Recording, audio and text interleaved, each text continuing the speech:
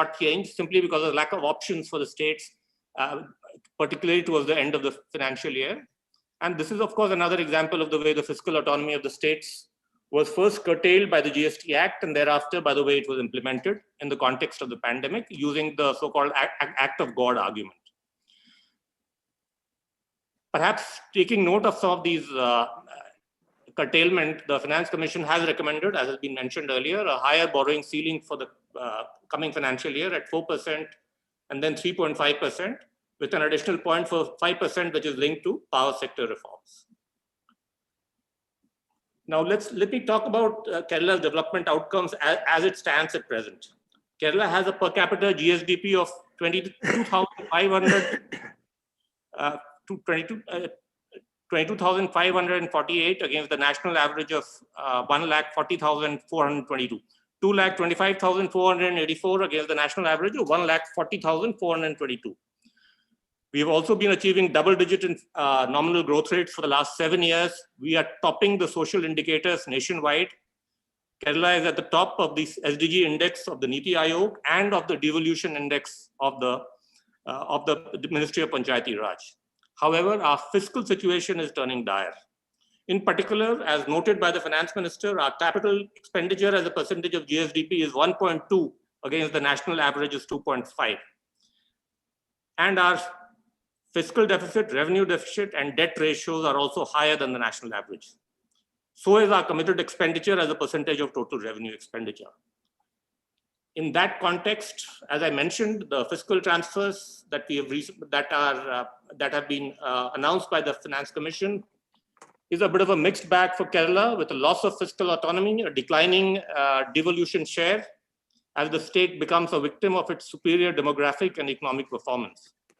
The situation is only slightly ameliorated, at least on a transitory basis, by the revenue deficit grants, which give us some breathing space to put our fiscal house in order in the face of a fiscal deficit of over 4%, a revenue deficit of 2%, and an unsustainable debt to GDP ratio of 37%. Now, this is the context where state has to now undertake fiscal consolidation. We have adopted innovative mechanisms such as KIFBI to up our capital expenditure, but we need to grow our way out of this pandemic while trying to also increase our resource mobilization from the limited domain left, particularly in the areas of petrol and diesel, liquor, stamp duty, and lotteries. Nonetheless, I'm quite hopeful that Kerala has always been able to find innovative ways out of as part of its development story, and I'm sure Kerala will continue to be able to play a leading role in India's development story. Thank you. Thank you very much, Singh Saab, for those very clear exposition of the fiscal situation in Kerala and the challenges of development financing.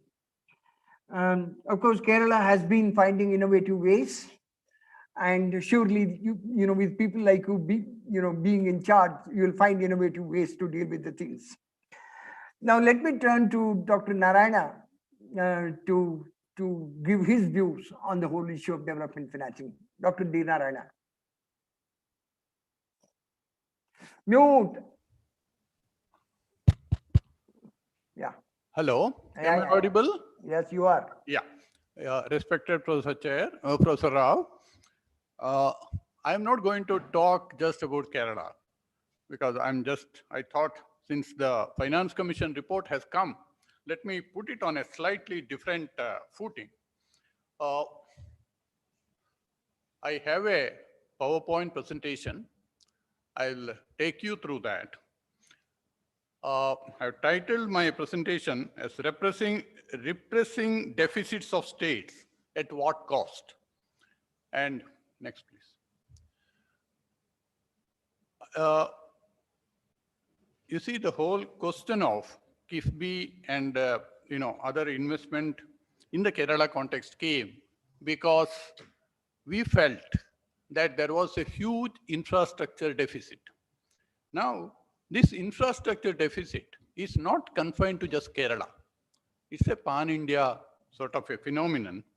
And if you look at the growth deceleration that predated COVID-19, I think we do have a serious problem. Now, if you look at the Indian growth of the last 10 years, the last decade, you see it is below 6.5%. And if we take 16-17 growth rate of 8% out and make it 6%, then the average is even lower. The reason why I'm saying that, we should not be considering that 8% of 16-17, because there are some special circumstances like very high agriculture growth and the one rank, one pension, which contributed in RBI's own estimate over 2 percentage point of that 8%. So every year is not like 16-17. So if you take that out, our decadal growth, the annual average growth rate, is below 6.3%. And more importantly, the growth has been precipitously falling since 16-17, even before COVID hit us. Now, the falling government investment in infrastructure of the past 2 decades could be a major factor in this falling, growth rates. Now, what is I think we need to draw a lesson, and many have drawn this lesson from East Asia, that the growth miracle is built on large investments in physical and social infrastructure. More importantly, as Stiglitz and Yusuf point out, along with gains in literacy, technical education too was emphasized, but most countries in East Asia as well as OECD. Now, infrastructure levels in India today in many sectors are lower than in East Asia in the 1960s. And tertiary education too, it's very low in India. So if growth doesn't pick up, we are to blame ourselves because we have not been putting enough money in infrastructure. Now, many have commented on this infrastructure deficit. In fact, a World Bank study emphasized it as follows. I quote from that study of Andre et al. This region, that is South Asia, requires significant infrastructure investment, not only to ensure basic service delivery and enhance the quality of life of its growing population, but also to avoid a possible binding constraint on economic growth owing to the substantial infrastructure gap. That emphasis is mine, because that is the problem, the substantial infrastructure gap. Now, about 20 years ago, we were thinking that this gap could be filled by private investment. But increasingly, the realization is that, drawing from the experience of the last 20 years, the public-private partnership doesn't really work out, and it suffers from severe limitations. So, conclusion is very simple. There is no alternative to significant levels of budgetary support for investment in infrastructure development in India. And generally, when we talk about, budgetary support for infrastructure investment, we take it along with the fiscal consolidation. And fiscal consolidation is often aimed at ensuring macroeconomic stability and accelerating economic growth, and at keeping deficits and the stock of public debt at prudent levels. Now, in this context, it may be instructive to draw from Lawrence Summers. Again, I quote, "Reducing prospective deficits should be a key priority, but should not take over economic policy." He argues that just as repressing inflation through price controls and subsidies is misguided, repressing budget deficits can also be a serious mistake if it is made at the expense of nation's infrastructure. My argument is that we are making such a serious mistake. Now, if you look at the conventional view is that fiscal deficit should be for capital spending. But our experience, from the 1990s onwards is that we do not get this relationship between fiscal deficit and gross capital formation in the public sector as a percentage of GDP. Both are percentages of GDP. In fact, we get an inverse relationship. Yeah. Now, of course, the previous graph showed up to 15, 16. Now, if you look at the data of the last decade, what you find is that the general government is both central and state government. Now, we have been running a deficit, fiscal deficit of close to 7%. Forget about the 2021. That's we all know why it is so high. I'm not going to get into that. But you look at the sort of a picture for the last 10 years or so, the gross fiscal deficit is pretty high, close to 7%. That is center and state together. But then about 50% of that is actually revenue deficit. So we are borrowing to spend on our current expenditure. Now, why has this come about like this? Now, let us look at the states and center separately. You look at the state governments, their borrowing, the fiscal deficit, is well below the FRBM target of 3% most of the years. There are some exceptions, but it's mostly below that.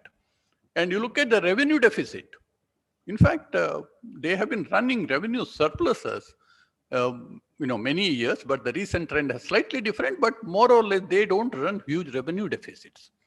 So they manage their finance deficits well. They don't splurge their fiscal deficit on revenue spending. So the overall thing that we saw, it's largely because of the central government.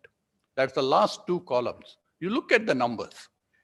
When the central government runs a fiscal deficit of close to 5%, almost 70% of that actually is for meeting the revenue deficit.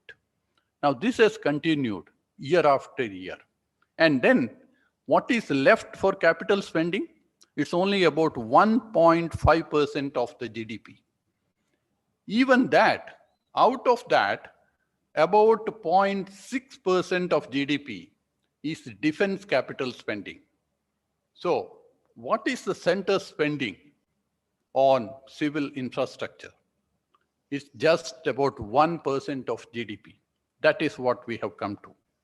Whereas the states spend 2 to 2.5% of the GDP on infrastructure, capital spending. Now, why does this happen? Or why has it happened that the center ends up spending so much on current spending? Now, I'm basically repeating what Professor Govind Rao and others have said many times. Now, over the years, it's not just this government, and Professor Chandrasekhar also referred to that, increasingly the center is getting into or encroaching the territory of the subject list of the states and those in the concurrent list. Now, I just given a quotation there, basically from the 14th Finance Commission. They, did their calculations till about 2011, but then as the table showed, this trend has continued, and in fact, it has worsened in the recent years.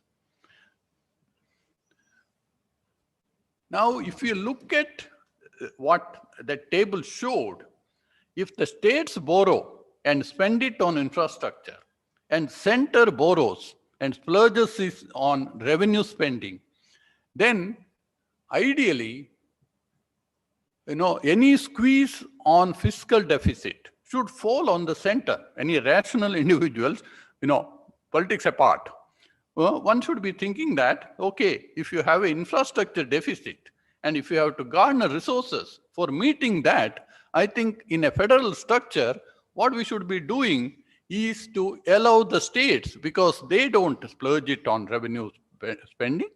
Whatever they borrow, they are putting it on capital spending. So allow them to borrow more.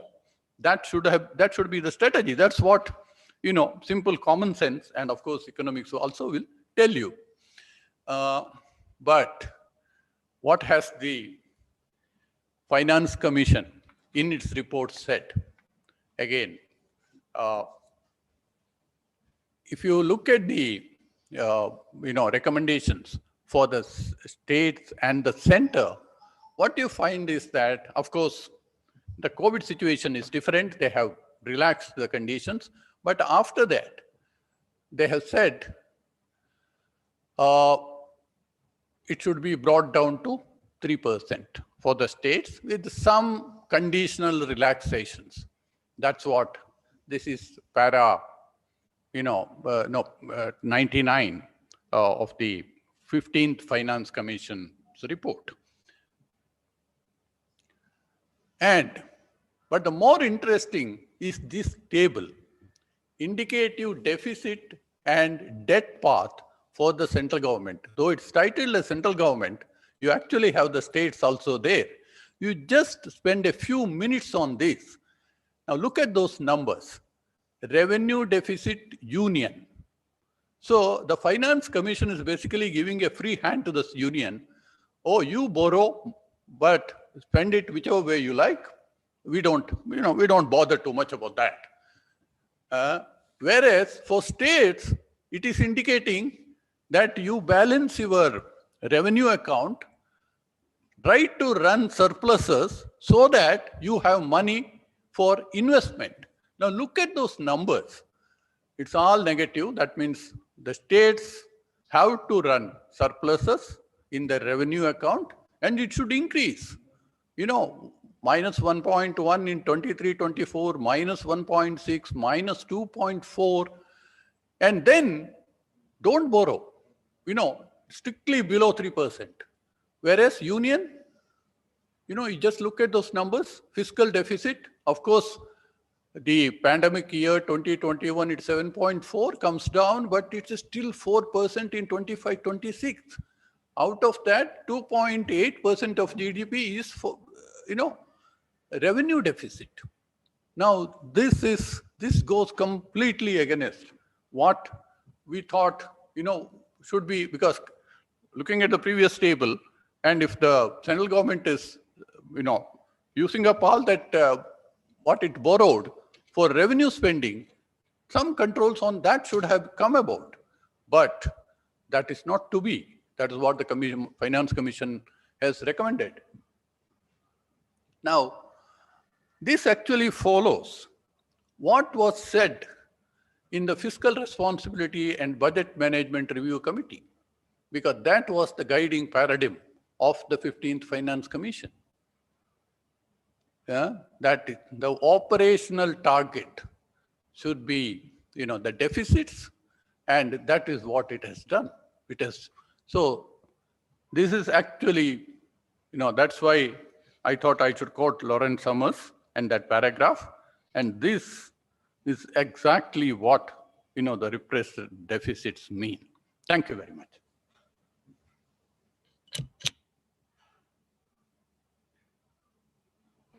Thank you, Professor Narayana, for those, for updating us with the Finance Commission's asymmetric treatment of union versus states.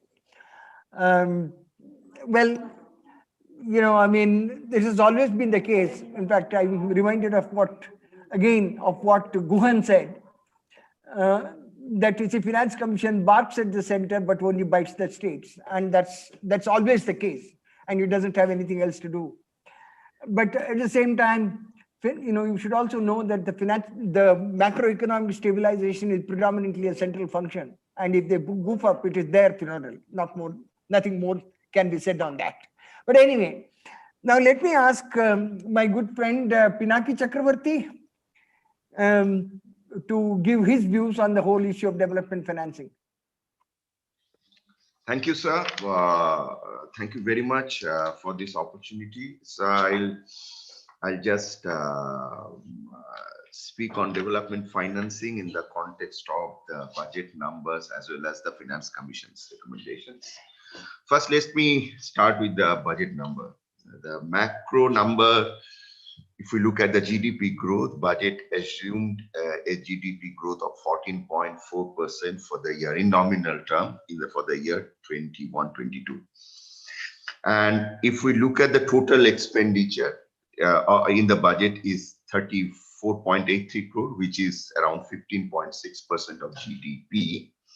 And if we look at the RE of 2021, total expenditure is estimated at 17.7, that means 18% of GDP. That's the kind of a fiscal expansion that we see in the budget, and there is a revenue shortfall in the budget to the extent of 4,65,000 crores. So a decline of revenue, net revenue to the center to the extent of 4,65,000 crore, and an increase in expenditure to the extent of another 5 lakh crore gives you a 9.5% deficit for the 2021. And then we see an increase of, then we see an increase of revenue deficit to 7.5%. And as Dr. Narayana pointed out about revenue deficit versus fiscal deficit issue at the state, at the central level vis-a-vis states, I think it's very important to make a distinction between states' revenue deficit and centers' revenue deficit. I'll come to that a little later. And second issue, I also would like to talk about the overall resource envelope in terms of transfer and center. Now, as we see, there is a contraction at the state level as well as the central level in terms of overall resource availability, and there is a large increase in deficit of center to the extent of 10% of GDP, and we will see a significant increase at the state level as well as state level. The fiscal deficit in aggregate will be more than 9.5 plus if we take around 4. So we are talking about 13.5 to 14% of GDP as the fiscal deficit. Going forward, certainly it is not sustainable. So how much extra borrowing we can really talk about in the medium term is a question that we need to address. I think macro stability is a central function. Center has to contain its deficit. At the same time, there are issues related to expenditures which are redistributive in nature and revenue expenditure and falls in the revenue account of the states. So there will also be going forward a pressure on revenue deficit of most states, and that can have an adverse impact on capital expenditure at the state level. So within the overall resource context, only option was to allow both center and states to borrow more. Centers borrowing, technically there is no restriction. Center can borrow as much as it wants, but it appears the path that is given is 4.5, and for the states, as the previous speakers have mentioned, it's 4, then 3.5, extra 0.5 for the power sector. So we are basically, then it comes to 3, which becomes 2.8% of GDP later years, last 2 years of the Finance Commission's recommendation. So we are actually talking about a new normal fiscal deficit, which is not what the FRBM legislation used to, FRBM legislation specified. So we are talking about a new normal fiscal deficit, which is above 6. That's going to be the medium-term strategy up to 25-26. Now, this has implications in terms of capital spending. Unless the revenue deficit is reduced, the quality of capital expenditure is not going to go up. That is one. Second, on the Finance Commission's recommendation, one issue that has not been really adequately emphasized. I think when we are talking about an economy which is facing contraction, and in that context, even if the vertical share is kept at 41%, that means no change from the 14th Finance Commission award period, the overall flow of resources will decline because the overall revenue availability has declined because of the contraction. So the percentage share, the pain of reduction in the overall volume of taxes will have an impact on finance. It will have an impact on the resource availability at the state level, in turn on revenue deficit. Now, in that context, I would like to talk about the revenue deficit graph. Now this is something which shows an increase from I think it was 74,340 crore in 2021 RE, an increase in 21-22 is 1,18,452 crores. So that is an increase of 63% in the revenue deficit grant in the year 21-22. And Kerala also has got a significant amount of revenue deficit grant to the extent of 19,000 crores. So there, I think Finance Commission also has taken note of, though there is no explicit mention, I haven't read the full report, so that in the context of, and 17 states and many general category states have got this grant, which was not the case in earlier Finance Commission report, has probably implicitly assumed that grant is important for year 21-22 because the tax devolution will have the risk of a decline because of the contraction, recovery, etc. So that is I think is very significant. And on the question and the fine and now if I come to the question of center's revenue deficit versus state's fiscal revenue deficit, I think there is a major difference there. And if we look at center's revenue deficit, 3,50,000 crore is to the is center 3,63,000 crore is grants to the states in the form of CSS and Finance Commission grants. So that works out to be around 2% of GDP, maybe more, little more, and that comes from the revenue account. So if we are talking about center should have a zero revenue deficit, it would mean a significant contraction in the flow of resources in the form of grants to the states. So I think it's a larger policy question whether we should talk about a reduction in CSS, centers withdrawal from the grant, and then center should not have revenue deficit. On the question of center spending on capital, centers spending on capitals from 1980-81, if we look at data, up to 2019-20, and if we take the year in which 12th Finance Commission had recommended that state center should not intermediate in states borrowing, the capital expenditure of center has fallen. So it was only center intermediation in terms of loans and advances that was showing a bulk increase, a large amount of capital expenditure, but actually it was spent by states. So after 2004-5, the capital expenditure of the centers remains at 1.2-1.3% of GDP. So if we say centers should not spend on revenue expenditure, should spend on capital expenditure, we should also say where. So are we saying centers should go and spend on capital expenditure at the state subject or on various state subjects which are in the functional domain of states?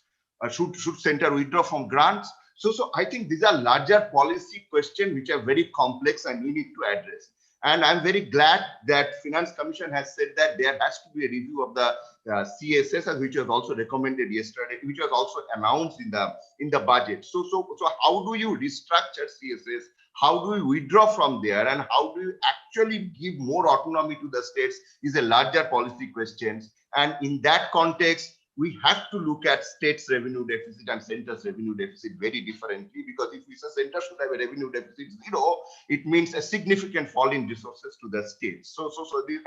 And in that case, states have to be provided with those resources to spend this CSS. So this is a very complex issue and needs a careful analysis. Finally, I think we are talking about 80, around 90% debt to GDP ratio today, and Finance Commission's recommendation says it should be reduced gradually up to 25-26 and remains around 85% of GDP. I think this level of debt going forward, we really need to have clear, policy discussions about whether that is sustainable in the long run. Thank you very much. Thank you, Dr. Pinaki Chakravarti. Well, you have tried to bring a balance in the whole discussion on the implications of reducing the revenue deficit at the central level.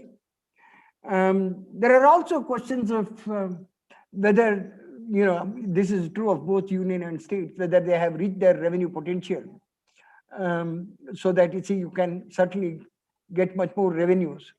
If you have a tax GDP ratio in this country of somewhere about on normal times just about 16% or 15% of GDP, then obviously we need to really scrap the barrel as if it were. I think there is a need, there is, as you rightly mentioned, the larger policy question, wherein you also need to bring in, how we can really improve the tax GDP ratio in order to be able to meet the revenue expenditure requirements. Now, let me call upon my good friend, Dr. Sushil Khanna. I'm sure he has a lot of interesting things to talk about. Dr. Khanna? Well, I'm just, thank you for inviting me. I'm just sort of supposed to, I'm not really an expert in public finance. I'm supposed to just comment on the three very powerful speakers, including the chair himself and the secretary finance, who himself seems to have become really a good expert on state finances and the difficulties that they face. But no, he is the expert. He is the expert, of course. But let me just flag a few things in this whole story that we know right from beginning, and this has been part of the Ambedkar times, who was supposed to have written on fiscal rights of the states at the point before independence, he wrote. And then he in the framing of the constitution, that the states had lower resources allocated to it constitutionally. And sometime from the mid-60s, when the states put together a joint front, and mid-70s, late 70s, when they put forward a joint front, there was some effort to redress this, but it hasn't. And I see personally myself, the GST and the giving away of the power to tax without the kind of concessions Dr. Isaac Thomas was talking about today. For example, the little flexibility in state governments, SGCST rates and so on, was a setback. It actually undermined states' position even more than what was intended by the makers of the Constitution in 1947, 48, 49, 50, and so on. So this we understand at this point of time. And now we are looking at, within this constrained position, how we are going to tackle this situation. And the situation, as we know, is pretty grim. And it's grim not because of just the COVID situation and the collapse of revenue at that point of time. It's also bad because of other policy issues. Late UPA time, there was some slowdown, which got accelerated with demonetization and which sort of got entrenched in some sense, and the collapse of total investment in the economy, both private sector and corporate sector investments and household sector investment, which has also declined very sharply, and so on. So we are looking at, and without raising the overall investment levels, the economy is not going to rebound. That is very clear to us. That anybody who wants to take the rate of growth back from 6% to 8% to 9% has to look at these things. Now, let me again add a few things. Chandrasekhar made a very important point. Dr. Thomas is asking for some flexibility and asking for, he thinks there is a form of very creatively to well-managed corporations to be able to borrow off budget, which will insulate the states from legal liabilities in the long run if the assets and liabilities are properly matched, which I agree with him absolutely.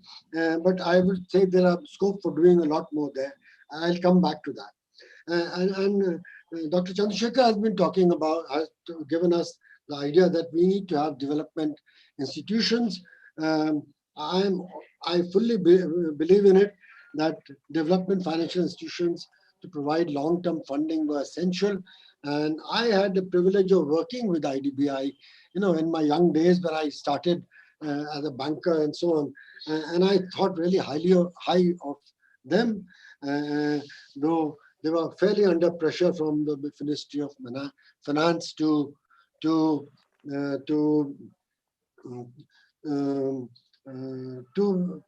direct credit here and there to special groups, interest groups. But despite that, they had a fairly competent team of raising resources, which I think helped to build India's they mainly funded private sector. Remember that they did not really fund public sector investment at all. But and that was not the point Chandrasekhar was making. But for both public and private, we need, I believe, a development institution. And you can think of KIFBI as a development financial institution at one level. But I will come back to this. And Dr. Narayan made some very, very interesting observations about how the states have been, in a way, operating below even the tightly imposed fiscal constraints on them. They have been more cautious than perhaps what was required at one level, running lower deficit spending, cutting their spending, and so on. And while the center has been, and Professor Rao, of course, made the important point that the center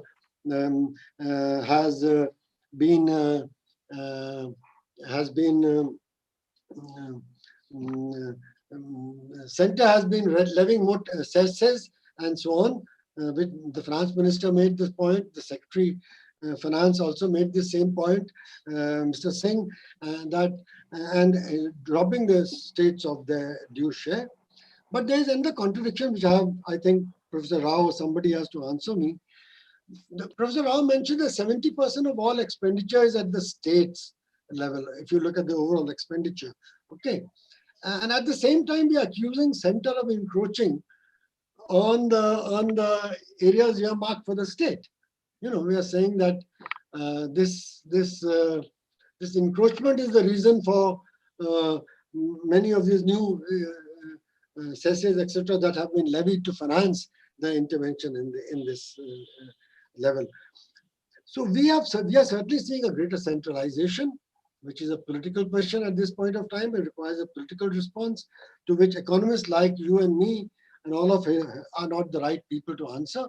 Okay, the center has, even the farm laws on which there is so much bitterness and fight going on, it was a state subject. Earlier, the Finance Commission was trying to cajole the states to amend to allow other private players into the farm and liberalize the farm trade. But the center enacted its legislation overriding the state's issues. And so this kind of issues continuously have been taking place. Much more sense for the last NDA government, as Chandrasekhar made the point, etc. But so what option do states have, I think? Okay.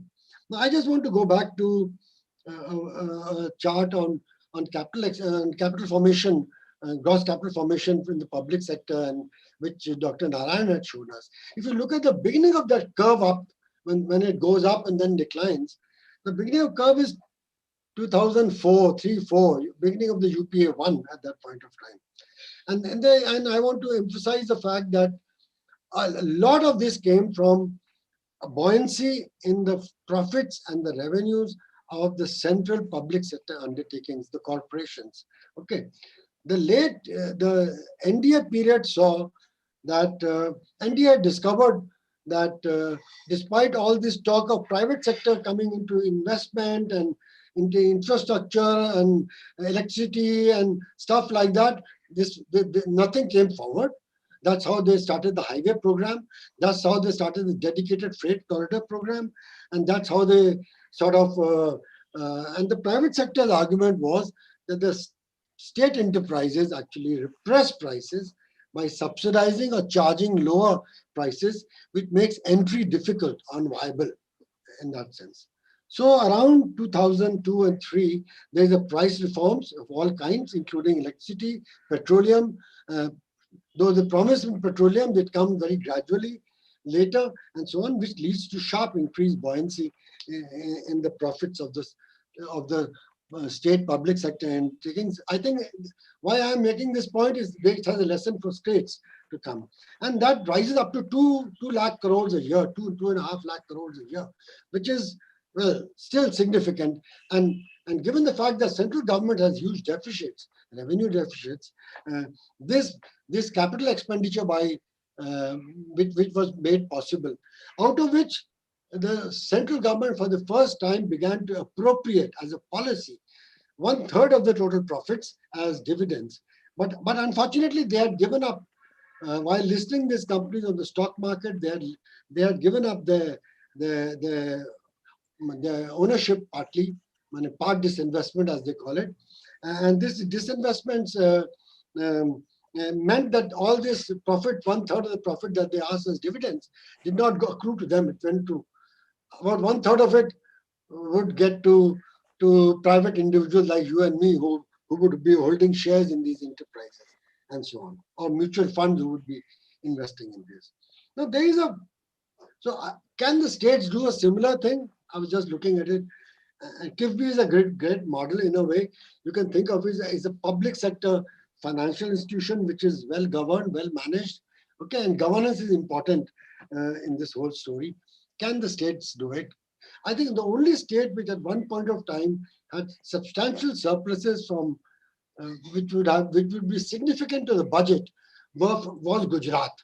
Okay, in the early days, they are doing badly now, but there were periods in the late 90s and early 2000.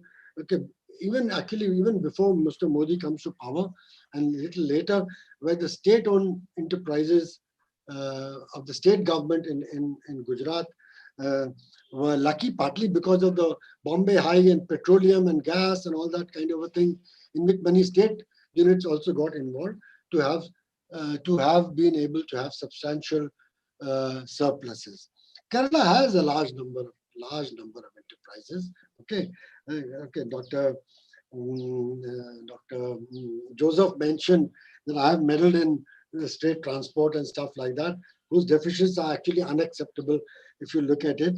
But in all these, I think the important issue has been the governance. The important issue. I had the privilege of working with the Board for Restructuring Public Sector at Central Government for 10 years, from 2004 to 14, and with little governance reforms, with strengthening the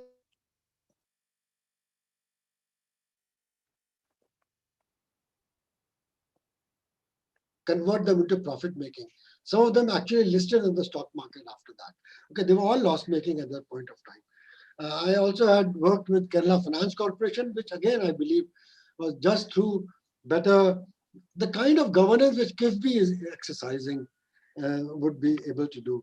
I think there is potential to squeeze out, okay, a few thousand crores out of state-owned enterprises if they are well managed and well governed, and a share of the profits it requires autonomy, it requires professional boards to be able to do that kind of thing. Okay,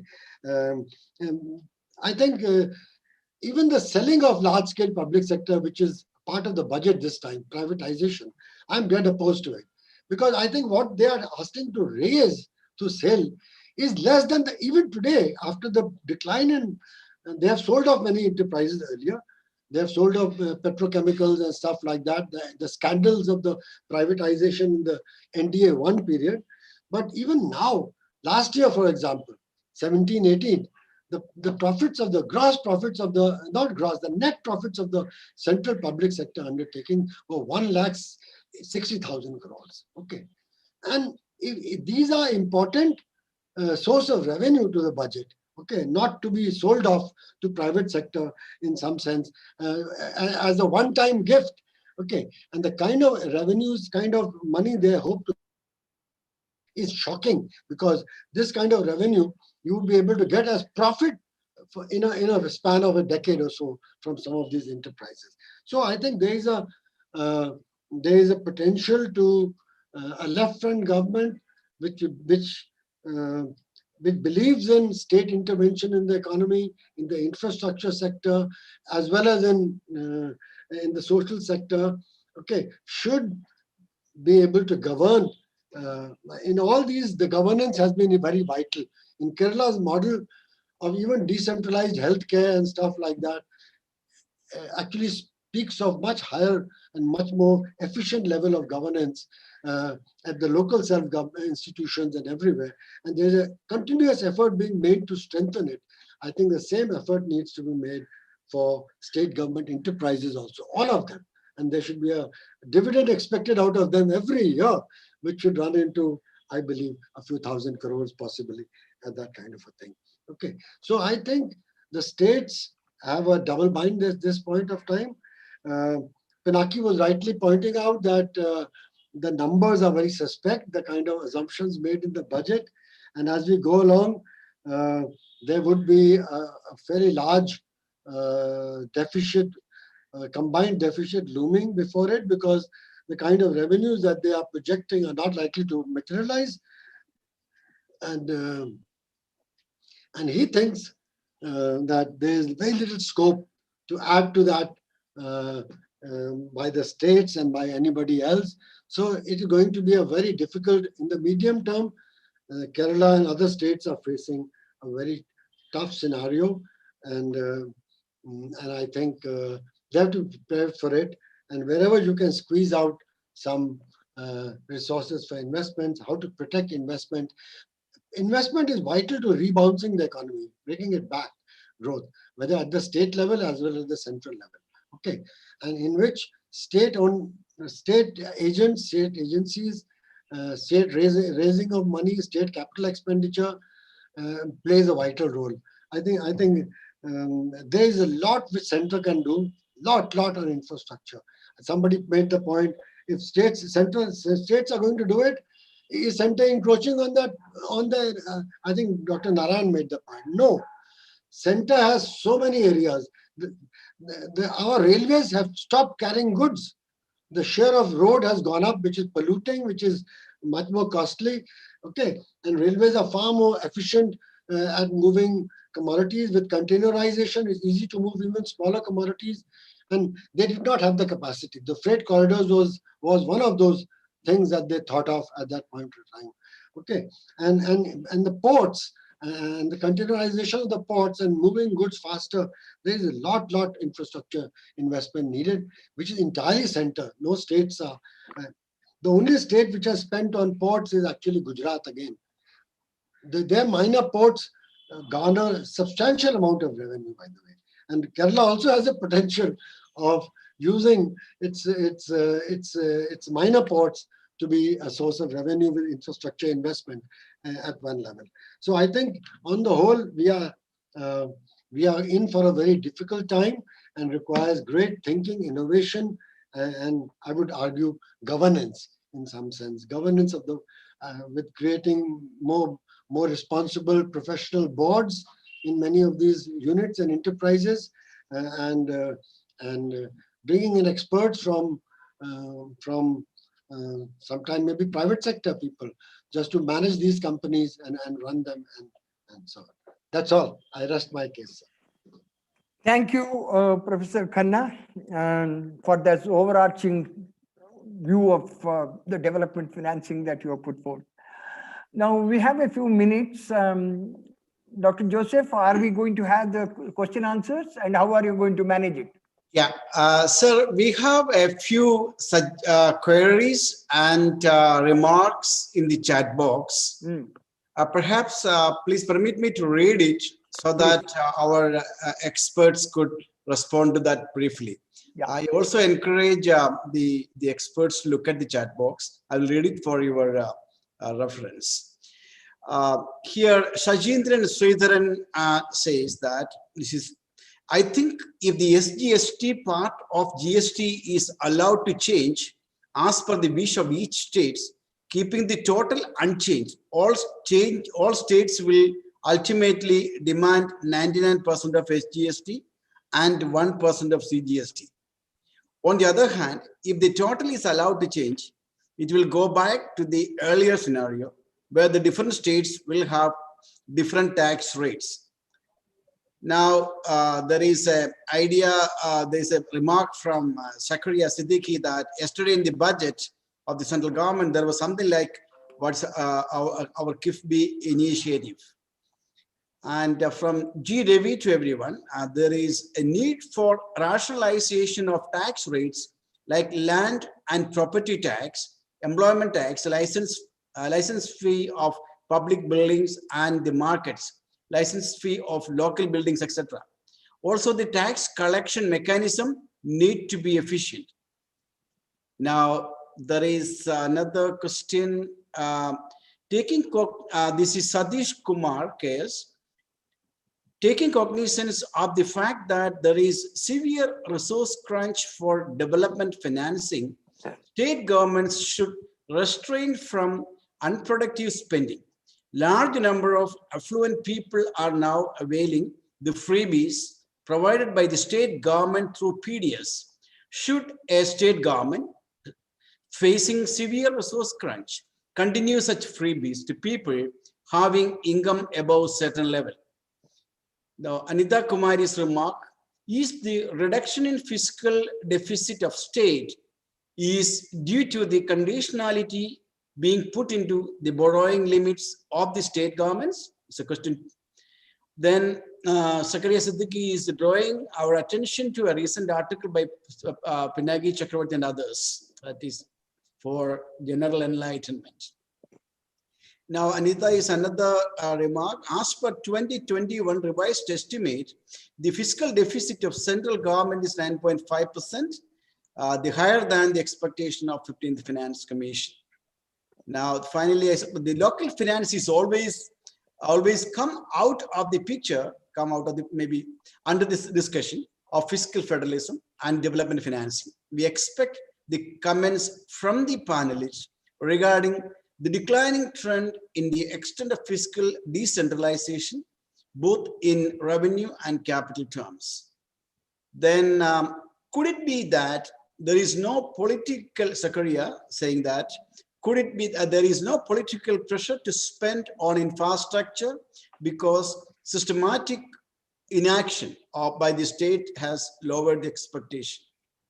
So the slogan of central government, minimum government and maximum governance is totally misplaced. We have two small government in comparative perspective.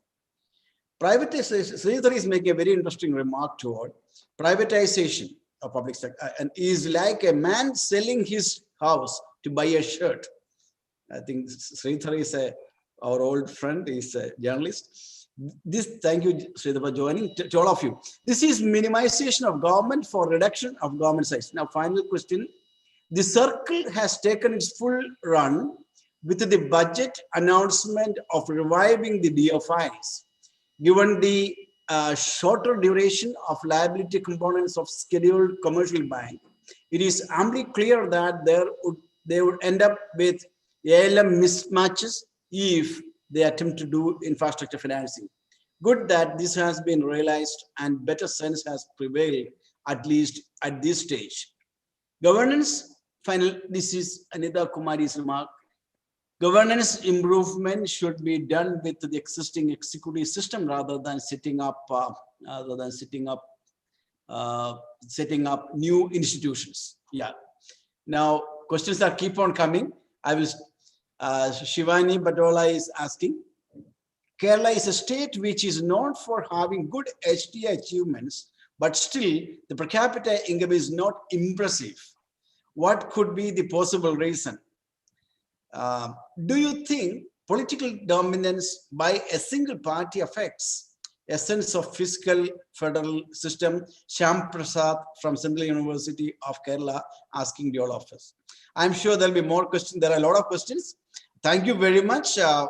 First of all, to all those who have asked questions, and others are encouraged to raise questions, because we have a highly competent panel to respond to all your queries. Thank you very much. Over to you, Professor Govind Rao, and our esteemed panelists. Thank you, Professor Joseph. May I start with, in fact, I'll come towards the end. Can I start with Professor Sushil Khanna on any of these observations on any of these? I think bulk of these have to do with what other people spoke. No. Let me just take a few things at the end about privatization. I agree that privatization is no solution. Selling off, they're trying to sell off banks and insurance. I think stability during 2000, the financial crisis in India, partly, of course, central bank prevented those funny instruments from taking off in India. We had a well-governed central bank which put a stop to this, but also the fact that we have state-owned banks and insurance companies played a vital role in stabilizing the macroeconomic situation, and how fortunate we were to not get affected, while other Asian economies were more affected than us. Some of them, of course, not China, but many others were more adversely affected.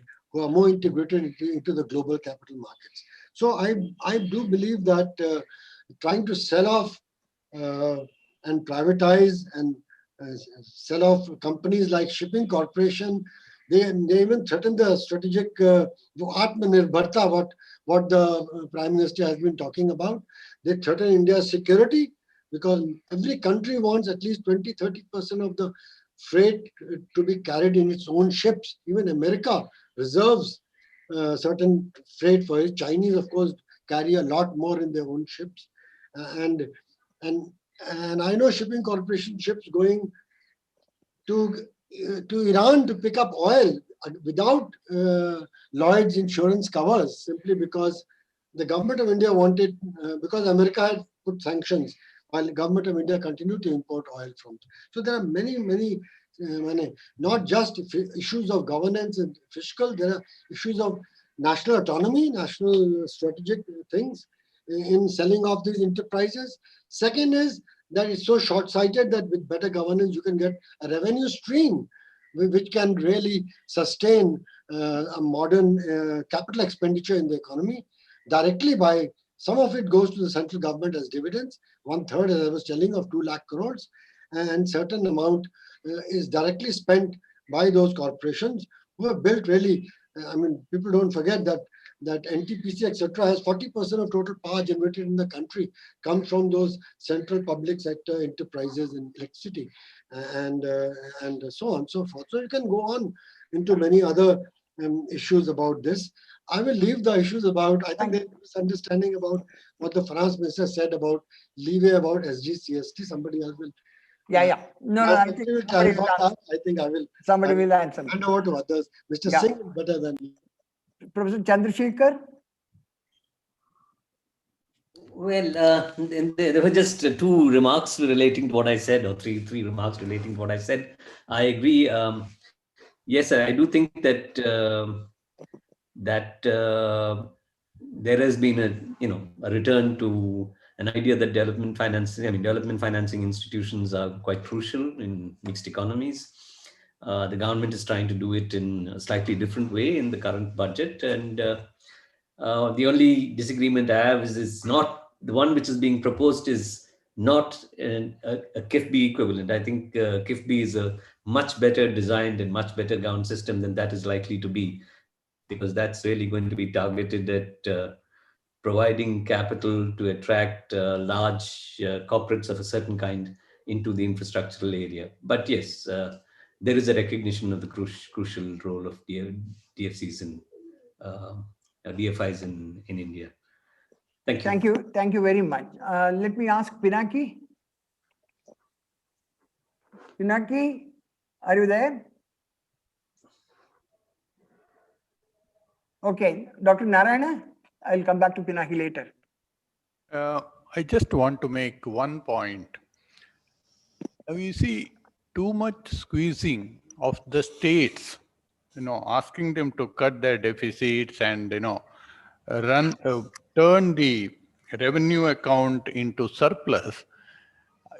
I just want to point out a few things. I was reading the annexures of the 15th Finance Commission report and also the volume 4 on states. And I was looking at per capita expenditure on health and education. And in fact, in many of these, Kerala is at the top. And I was looking at, for example, Bihar or UP or some of the other states. It's very amusing to see that Bihar's spending per capita is sometimes 1/3, 1/4 what Kerala spends. And they have been continuously running revenue surpluses. Now, is it, do we want this sort of a scenario or do we want something else? Because the result is there to see for everybody during the COVID times. You look at the case fatality rate, for example, in the COVID case. Now, how is it that the Kerala has been able to have such low case fatality rate? That is because over a number of years, Kerala has been spending in per capita terms, much higher amounts, and not many of these other states. So I think we need to draw right lessons from these expenditure patterns. Thank you very much. Thank you. Dr. Pinaki Chakravarti, are you there? Yes, sir. Yeah. Yeah. I think all the questions are extremely important, and I don't think I can answer all the questions, but I would summarize, I think, the questions in three broad categories. I think one is about inequality in spending, which Dr. Narayan also highlighted. I think then there were issues related to efficiency outcome of government expenditure, better targeting, etc. And third one is about capital expenditure. So let me start with the last one. As I mentioned, I think we are only talking about budgetary expenditure. I think if we are talking about central public sector undertakings and state public sector undertakings, I think we need to look at public sector expenditure, and we don't have that data. So public sector borrowing requirement, public sector expenditure, I think it is very important. We are talking about power sector, and power sector, if we look at Uday and post Uday, I don't think situation has significantly improved. And ultimately, this will go from the state budget. So there is a pressure on revenue deficit that is going to come if the power sector performance does not improve. We are talking about conditionalities attached to borrowing there also. So I think it is very important to look at this, public sector borrowing requirement and public sector expenditure for which you do not have comprehensive data. That's the first point. Secondly, on the question of efficiency and outcome, I think that different states have different levels of outcome of a particular level of expenditure, and it is very important at the same time to take a balanced view of outcome, because if we say that private schools work better than private schools, and if we say about a remote village in Bihar or in Arunachal Pradesh, can I have a private school there to give better efficiency? So I think too much of emphasis on outcome is also an argument for small government. So I think we have to look at how the government expenditure can be improved, can be made more efficient, and rather than replacing it. That is the second point. And third issue I wanted to highlight is the issues related to debt and deficit. We have talked about a lot, and I think macro stability, as Dr. Rao pointed out, I think is a central function. And it is very important. We cannot live with, such large deficit and large debt. And sustainable debt and deficit is very different than 3% target. I agree. You may not have 3% target, have something else, but that has to be sustainable. And that sustainability part needs to be discussed. If we just say that we need to borrow more, I think that's not going to solve the problem. We need to have that sustainable path. Thank you very much. Thank you. We have almost come to the end, but since since I'm there, there are a few questions. The RK Singh is he not available? Mr. Singh. RK Singh. RK, hello. I'm there. Oh, yeah. Please, yeah. All the questions were to you. No.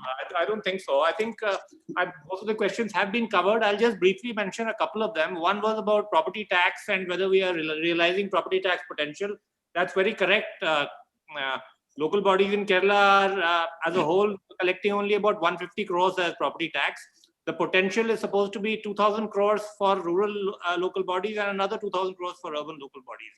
One reason could be that they don't have much incentive because we are giving them so much money through our, our intrastate devolution mechanism. But in the recommendations of the 6th State Finance Commission, we have put our devolution in the devolution category. In the devolution criteria, we put a 15% weightage to tax performance. So I hope that will lead to some improvement in the property tax collections of the local bodies. The other issue about closing down uneconomic institutions was raised by somebody. I agree. I would love to close KSRTC down, but I don't think it's possible in this election year. Maybe we have to see how we can at least rationalize and improve its functioning in the coming first year of the new government, hopefully on the line suggested by Dr. Sushil Khanna in his report. Finally, on the issue of higher revenue expenditure by Kerala, I agree that Kerala has generally spent more on health and education, and we've done well with what one might used to call non-plan expenditure. Now but the fact remains that when it comes to capital expenditure, our rates are very low, even by national standards. And one reason is not always the availability of funds. It is that our absorptive capacity for capital expenditure is low, except in the public works department, other departments generally, and the local contractors have poor capacity in terms of absorbing large-scale funding, even when it is available through, say, through external projects like the Rebuild Kerala initiative. So these are the 3 points I wanted to quickly mention. Thank you. Thank you, Mr. Singh. No, there is hardly any time left, but I'll just take a couple of more minutes to answer some of the questions. Now, there was a question that reduction in the fiscal deficit at the state level, is it due to conditionality? No, it's not entirely. No, in fact, you see, the fiscal correction at the state level came about after the 12th Finance Commission's recommendation, where, you know, there was a significant incentive given to take over the central loans to the states, you know, for, you know, against fiscal correction. That did quite a bit of help at that time.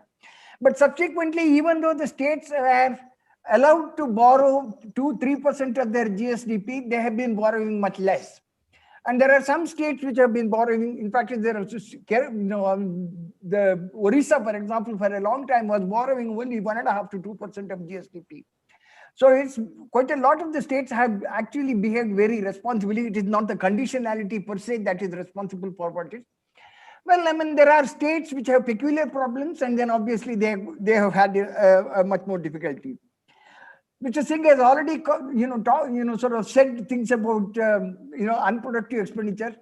There was some question on freebies. Certainly, you know, these are all political issues. I mean, these are not the issues where, way back in the mid 80s, when V. Ramachandran was the chief secretary, he asked Dr. Chellaya, when he was in the planning commission, to do a study on plan financing. And the mantle fell on me because Chellaya said, Govind, you go and do it. And there is Amarish Bakshi was collaborating with me. There is a study that was done on plan financing in Kerala. And we flagged quite a few things at that time, including the protected teachers issue. Now, I mean, this has continued. Because I mean, these are political hot potatoes. Not only that you have protected teachers, you can't even transfer them from one place to another. That is, these are things which are known. It is not that there is anything new that has happened, but the point is, there was some dewatering subsidy. I mean, I'm just reminded of some of these issues.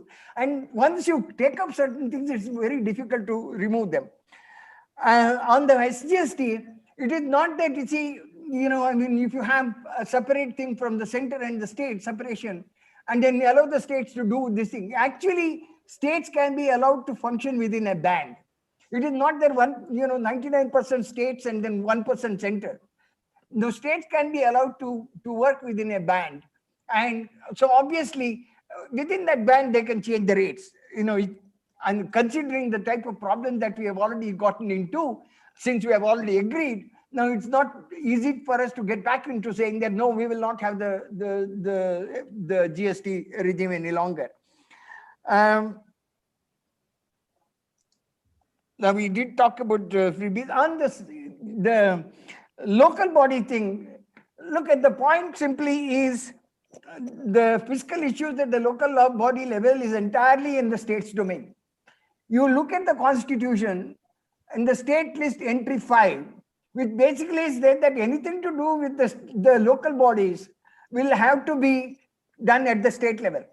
Now, if you say the property tax, you see, property tax, even if the local body comes with a particular proposal, it has to be approved by the state government. They can't do it on their own. And there are, and then obviously, there are possibility of capacity in some of the local bodies. I'm not talking about Kerala, but then there is, it would help matters at the state level if you have a blueprint or a framework on which, you see, you can, develop a property tax. In fact, in Bangalore right now, they are even though they are collecting about 2,300 crores of rupees from Bangalore alone, there is a, per year, there is an attempt at moving from the area-based taxation to the capital value-based taxation. So, I mean, these are some of the things which the state government have to really do, work with the local governments, and then, in order to improve enhance the property taxation. And well, I mean, I will not say anything any longer. I think I have already taken something like 3 minutes more. And with this, let me thank the State Planning Board as well as the Guwahati Institute of Finance and Taxation. And it's nice to see the smiling face of Dr. Joseph and smiling face of all of you.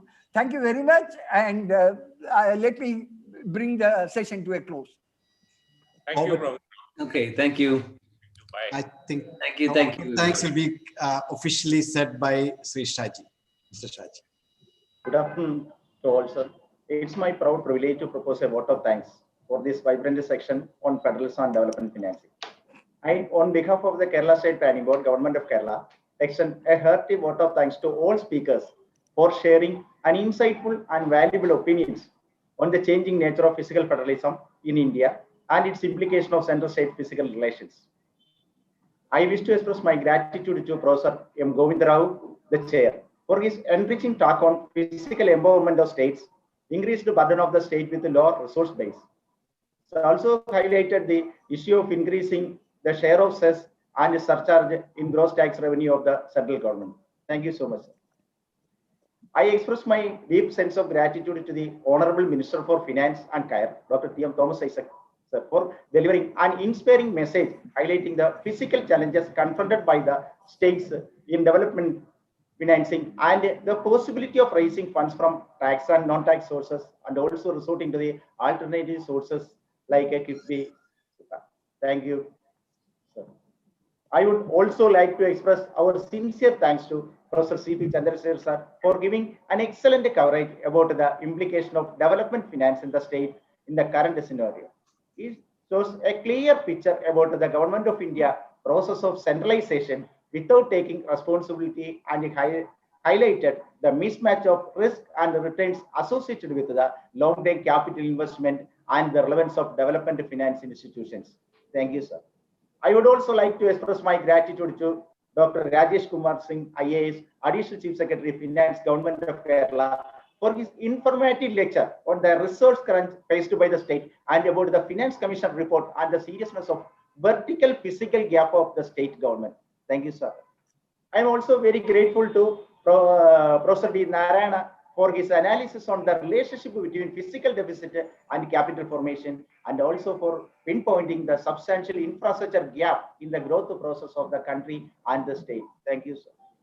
I also wish to express my gratitude to Professor Pinaki Chakravarti for explaining the importance of revenue deficit grants recommended in the 15th Finance Commission, and raised many questions on fiscal framework, which includes how we restructure the centrally funded, how we withdraw from the CSS.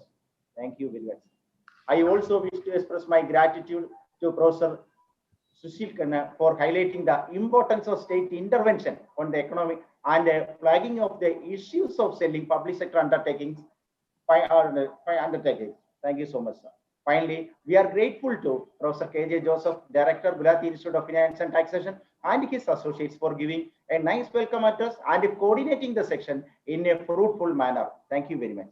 Once again, we express our heartfelt thanks to each one of our speakers and participants for such an informative section as part of our Kerala Looks Ahead International Conference. Thank you very much.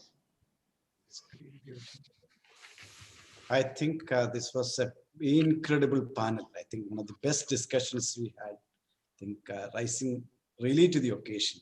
Thank you, all of you, once again. Thank you. Our chair, of course, our minister, friends of gift, and all CP, Sushilji, Sri R.K. Singh, IAS, and all of you. Thank you. You did all of you did an incredible job.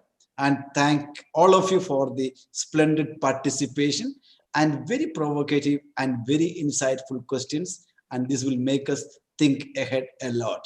Thank you once again. Thank you. Thank you. Next.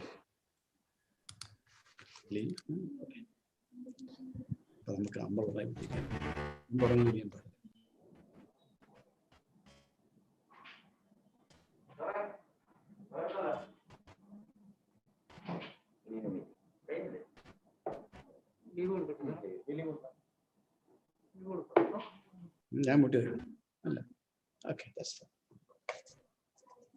That's okay. I think it is.